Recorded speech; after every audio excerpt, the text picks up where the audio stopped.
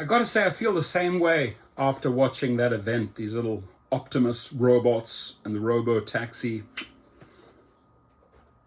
I don't think that we're ready for that, and I don't think that Wall Street was impressed. The robots, well, they may be flashy, but Wall Street doesn't seem to be wowed by Elon Musk's plans for the company, at least right now. Joining us now is Tesla shareholder and Hamilton Capital Partners Chief Investment Officer Alonso Munoz. Alonso, it's great to have you here. And we say the street doesn't seem to be too wowed because the stock price is off just over 7% today. I know you've been a shareholder for just about a year. What's your quick reaction to what we heard last night? Yeah, good morning. Great to see you. Incredible dancing by those robots last night. It was fun to watch. It was very futuristic, and we've seen some of the negative headlines today. So we're just going to have to wait and see. I think that analysts and Elon Musk are going to have an opportunity to really hash this out on the earnings call coming up in the next couple of weeks. And that's something that we're going to be watching out for as the next catalyst. Alonso, do you think that the selling that we're seeing today, is this a bit of an overreaction?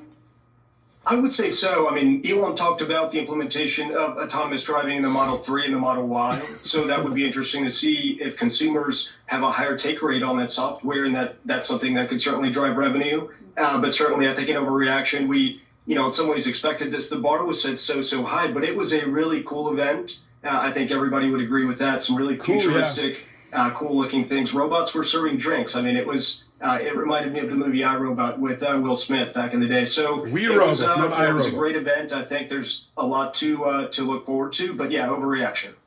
So it's interesting, though, because some of the, bears out there on Tesla, or just the skeptics, have noted that there wasn't a lot of detail on the full self-driving vehicles and full self-driving technology, rather. Goldman specifically talking about the lack of details.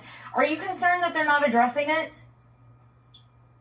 I mean, it's something that we're thinking about. I mean, we were more focused on how do they bring this out to their Tesla fleet that they have on the road right now. And I think we got a little bit of indication last night that this could be active in Texas and in California in their Model 3 and Model Y, but also in their other Tesla vehicles. We also saw some product lineup, right? The what they call the Robovan, the Cybercab. And so, it's something that we're going to keep an eye out for, but we're really focused on Tesla's vehicle business. They have, different lines of business like their solar and energy. And so we're still excited about the long-term prospects.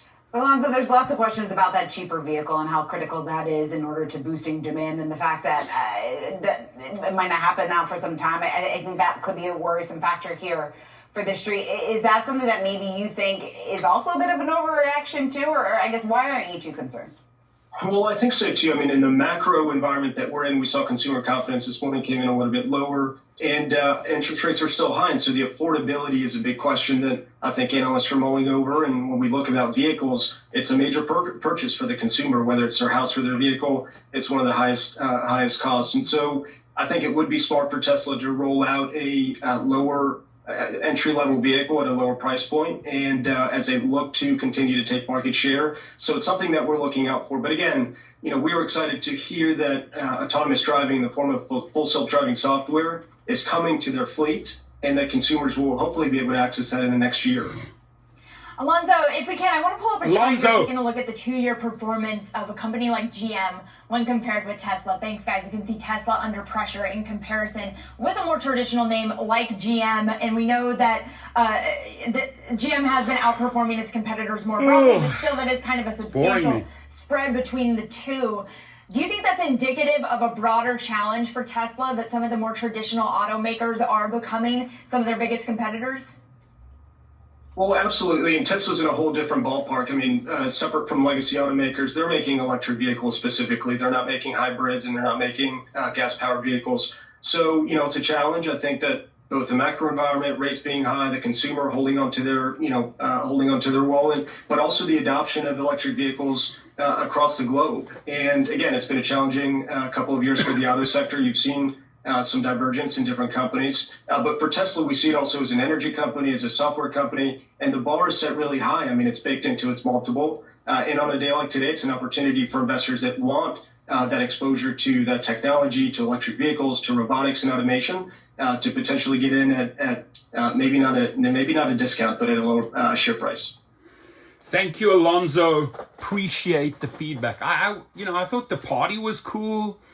I thought those robots were a little sluggish, like especially when it came to dancing. They seemed like they were fast asleep, but we shall see. Listen, I'm just following how the Cybertruck was handled, right? It was a promise, a launch date, 3 or 4 years went by, nothing happened. Then it came out, 5 recalls, getting tons of bad press.